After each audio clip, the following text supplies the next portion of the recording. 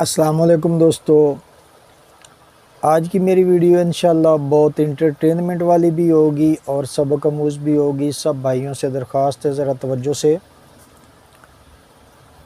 کاروبار ہو، جاب ہو، یا آپ ٹیکنیشین ہو، یا آپ کچھ بھی کام کرتے ہو، اگر اس میں ایمانداری نہیں تو آپ اس کو برباد سمجھو۔ اگر یہاں دنیا میں آپ چار آنے کما بھی لیتے ہو تو اس کا وبال آخرت میں آپ کے گلے پڑے ہی پڑے۔ تو اس لیے ہمیں بچنا چاہیے کہ اللہ تعالیٰ ہمیں رزق حلال دے، دعا بھی کرنی چاہیے اور کوشش بھی کرنی چاہیے۔ صرف دعاؤں سے ہی کام نہیں چلتا، دعا اپنی جگہ اور اپنی سوچ اپنی جگہ، اپنا کردار اپنی جگہ۔ آپ کوشش کریں کہ محنت کر کے، اب دیکھیں نا، ایک بندہ سارا دن مزدوری بھی کرے اور شام کو کسی نہ کسی طرح وہ مالک کا نقصان کر کے لے جائے یا ادھر ہی نقصان کر دے، اس کو چھپا دے، تو اس کی وہ کمائی حلال تو نہ رہی، تو اس میں برکت کیسے ہوگی؟ آج جب ہم اتنے پیسے ہونے کے باوجود بھی رونا روتے رہتے ہیں کہ گھر کے خرچے پورے نہیں ہوتے، فیسیں پوری نہیں ہوتی، مکان کے کرائے پورے نہیں ہوتے، وجہ ایک ہی ہے کہ ہماری توجہ ادھر نہیں ہے کہ ہم حلال کمائیں اور اس میں برکت ہو۔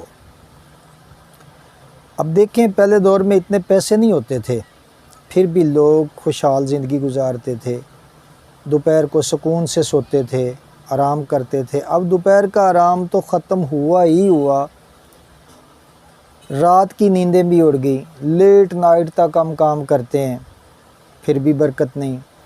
وجہ ایک ہی کہ ہم ایمانداری سے کام نہیں کرتے۔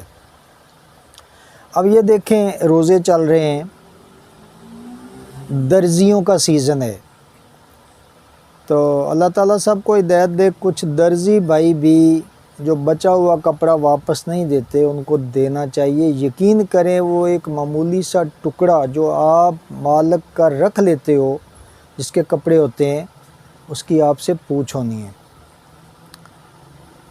ایک درزی تھا، اس کو اسی طرح کپڑا بچانے کا بڑا جنون تھا، وہ کپڑا بچاتا تھا، بچاتا ہی بچاتا تھا، کسی نہ کسی طرح اس نے اس کا سوٹ پورا کر دینا ناپ کے حساب سے، لیکن اس میں اس نے پیس ضرور بچانا ہوتا تھا۔ ایک دن سویا، رات کو خواب آیا کہ مختلف رنگوں کا ایک جھنڈا ہے جس سے اس کو پھانسی دی جا رہی ہے۔ صبح اٹھا بڑا پریشان، اس نے تعبیر پوچھی تو اس نے کسی نے بتایا کہ بھائی، آپ جو لوگوں کا کپڑا چراتے ہو نا مختلف رنگوں کا، تو وہ آپ کو اشارہ ہوا ہے کہ آپ وہ کپڑا چوری نہیں کیا کرو۔ اس نے توبہ کر لی، دکان پہ آیا، اپنے شاگرد کو کہتا ہے کہ بیٹا، آئندہ اگر کوئی کپڑا میں چھپانے کی کوشش کروں یا بچانے کی کوشش کروں تو نے مجھے یاد کروانا ہے کہ استاد جی وہ جھنڈا میں سمجھ جاؤں گا اور کپڑا چوری نہیں کیا کروں گا۔ اسی طرح توبہ کر کے اس کا کام چلتا رہا۔ کبھی اگر وہ کپڑا بچانے کی کوشش کرتا تو شاگرد کہہ دیتا استاد جی جھنڈا، اس کو یاد آ جاتا اور وہ رک جاتا، چوری نہ کرتا۔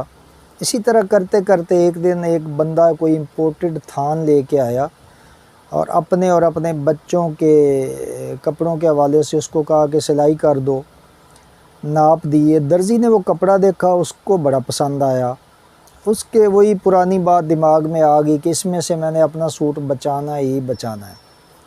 جب کپڑا کاٹ کے وہ سوٹ بچانے لگا تو شاگرد نے پھر کہا استاد جی وہ جھنڈا، تو استاد جی کہتے ہیں چپ کر الو کے پٹھے، اس جھنڈے میں یہ رنگ تھا ہی نہیں۔